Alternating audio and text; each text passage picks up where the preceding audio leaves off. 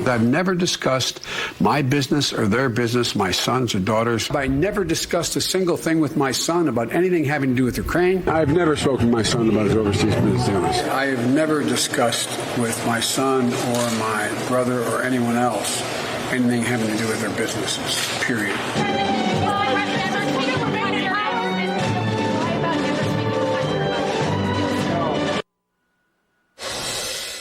And that was President Biden over the years being very clear, denying any knowledge or any involvement in his family's overseas business deals, as his son, Hunter Biden, sat for a closed-door deposition on Thursday in his father's impeachment inquiry and said that Joe Biden did stop by during dinner with his business associates and that Joe did, in fact, join conference calls with Hunter Biden's partners to say hello. Despite that acknowledgement, Hunter told the House Oversight and Judiciary Committees in his opening statement, quote, "I did not involve my father in my business. Not while I was a practicing lawyer, not in my investments or my transactions, domestic or international, not as a board member, not even as an artist. Never," Hunter Biden said. But then Hunter implied that James Gilliard's email in which he wrote 10% equity held by H for the big guy is in fact a reference to his father, the big guy, Joe Biden. But he is still denying that his father was involved in that deal with Chinese energy company CEFC. Hunter also revealed that he was drunk and he was probably high when he sent the text message to a Chinese business associate, Zhao, in 2017, that he was sitting next to his father just before the transfer of more than $5 million into the bank accounts linked to the Biden family.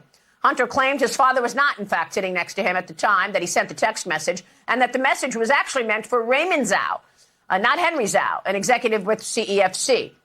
Joining me right now with a reaction to the deposition of Hunter Biden and a further look at how the CCP is undermining America in plain sight is the president of the Government Accountability Institute, Peter Schweizer. Peter is the best-selling author, and his latest book is incredible, Blood Money, Why the Powerful Turn a Blind Eye While China Kills Americans. The book is available right now. Peter, thank you so much for joining us this morning. Great to be with you as always. Thanks, Maria. I want to get your take on what's going on with the Chinese Communist Party and why it seems to have no fear whatsoever of Joe Biden and the Biden family. Does the CCP have something on the Biden family?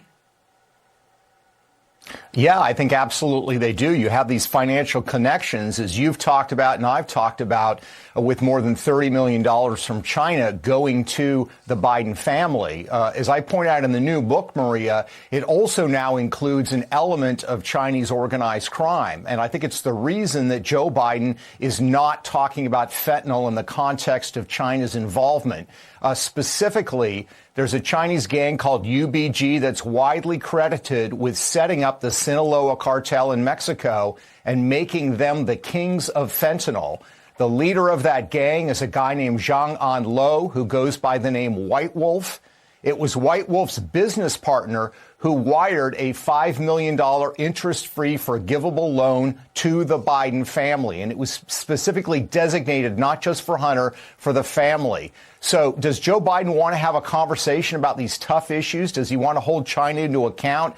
Absolutely not. And I'm convinced it's because of these financial entanglements. So you think that this is, if you're 1 degree of separation away from Joe Biden or the Biden family, you don't get the sanctions. I mean, we saw that with Bartiromo, right? Maria Bartiromo is an oligarch in Russia, and she wasn't hit with any sanctions. She's the one who you wrote about who sent Hunter Biden a check for $3.5 million several years ago.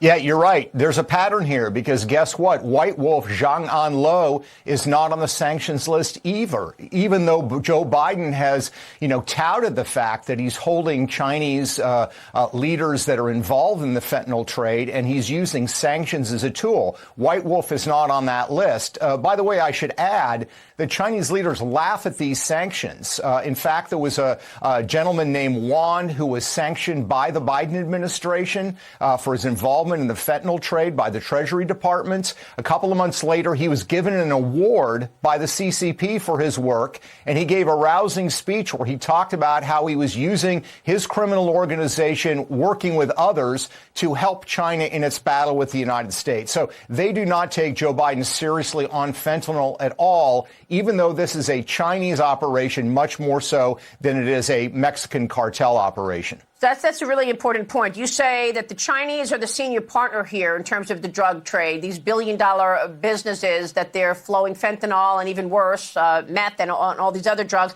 Tell me about that, because we've been talking about the Mexican cartels, the dangerous drug cartels that are in charge. You say they're not in charge. They're the junior partner.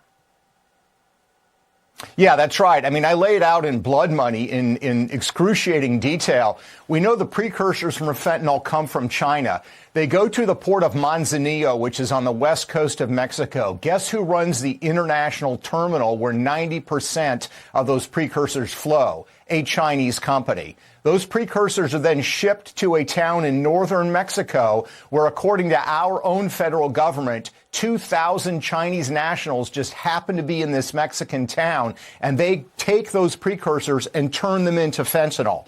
Now you need to take that fentanyl and put them into pill form. Because remember, a lot of people dying from fentanyl poisoning don't even know they're taking fentanyl. They think they're taking a Vicodin or Adderall. So you need pill presses with very sophisticated molds to make these pills look like the real thing, even though they're fake. Those pill presses come from China, and according to our Department of Homeland Security, the Chinese are selling pill presses to the Mexican cartels at cost. They're not price gouging. And then the final steps, Maria, if you are a drug organization operating in the United States, you need secure communications. Guess what the Mexican drug cartels use for secure communications? They use Chinese apps and Chinese encrypted communications because they know that the Chinese won't share that with the United States. And the final step is a criminal drug organization needs to launder money. In the days of cocaine, they used Latin American banks. They now, again, according to our own federal government, are using Chinese state-owned banks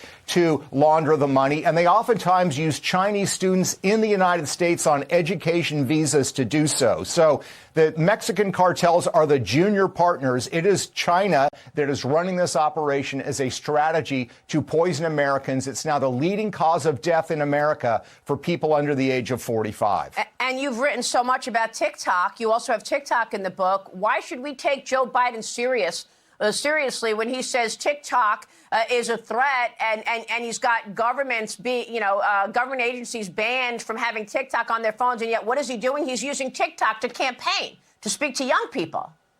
Yeah, no, that's right. I mean, Joe Biden, of course, has a lot of powerful financial backers that have big investment stakes in ByteDance, the parent company.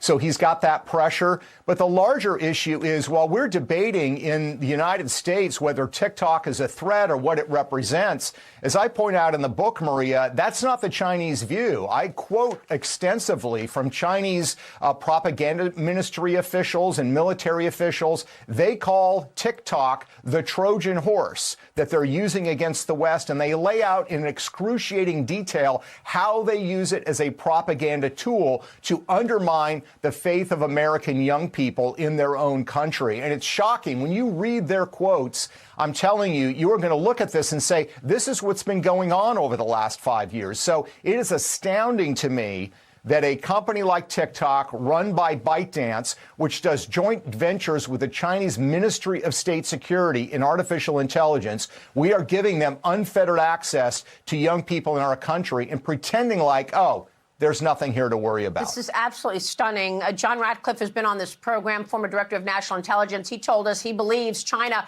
will interfere in the upcoming election. They want their guy, Joe Biden, in the White House. And you say?